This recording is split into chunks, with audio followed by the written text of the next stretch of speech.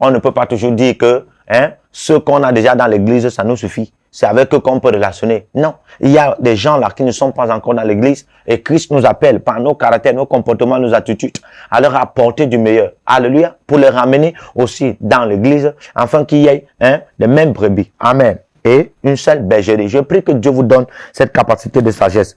In the name of Jesus. Alléluia. Des hommes épris de bonté plus nécessaires que de grands esprits. Le bonheur des familles et des églises dépend des influences exercées par les foyers. Les intérêts éternels sont conditionnés par l'accomplissement des devoirs de cette vie. Le monde n'a pas tant de besoin de grands esprits que d'hommes épris de bonté qui apporteront une bénédiction dans les foyers. Alléluia. Quand j'ai évité les erreurs qui ferment les portes, le foyer où la religion est vécue, son influence dans l'église et dans le voisinage. Mais il arrive que certaines personnes qui se prétendent chrétiennes entretiennent leurs voisins des difficultés rencontrées au foyer. Elles parlent de leurs griefs afin de s'attirer la sympathie. Mais c'est commettre une grave erreur que de faire part à d'autres de nos problèmes. En particulier lorsque nos doléances sont de pure invention et ceux qui se plaisent à exposer leurs griefs personnels devant autrui feraient mieux de rester chez eux pour prier, pour soumettre leur volonté perverse à Dieu, pour se jeter sur le rocher et s'y briser, pour mourir à eux-mêmes et permettre à Jésus de faire d'eux des vases d'honneur.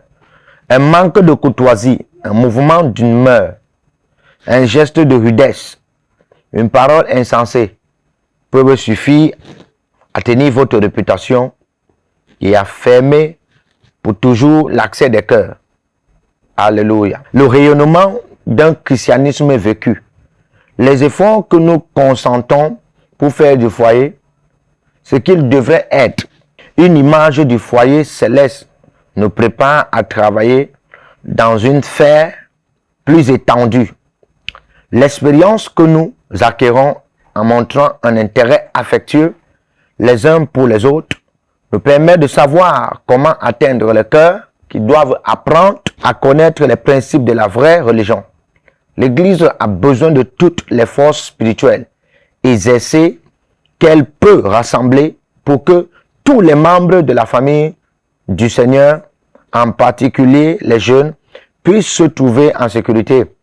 La vérité vécue dans le foyer se traduit par une action désintéressée qui s'accomplit au-delà. Quiconque pratique le christianisme au foyer sera une lumière éclatante, brillante en tout lieu. Ce qu'on doit toujours comprendre, c'est que le christianisme, amen, est une image du mariage. Et encore, le but du mariage est de produire, fonder, établir une famille de manière générationnelle. Alléluia. Donc, lorsque nous sommes enfants de Dieu, on a grande responsabilité de produire une grande famille et de prendre soin des jeunes.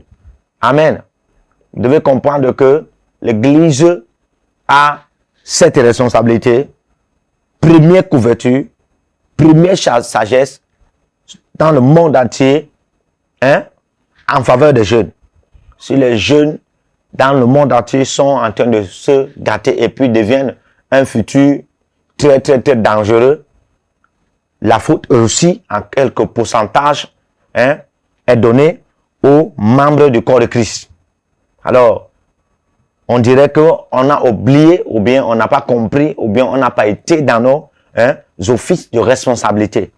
Pour ce faire, Dieu nous appelle maintenant à être dans nos offices de responsabilité en tant que couple, en tant que producteur de famille, en tant que couverture internationale et voire globale dans le monde pour produire une bonne famille, une bonne jeunesse, afin d'établir de plus en plus les différents monuments du réveil. Alléluia. Faisant l'impact par l'évangile du Seigneur Jésus-Christ.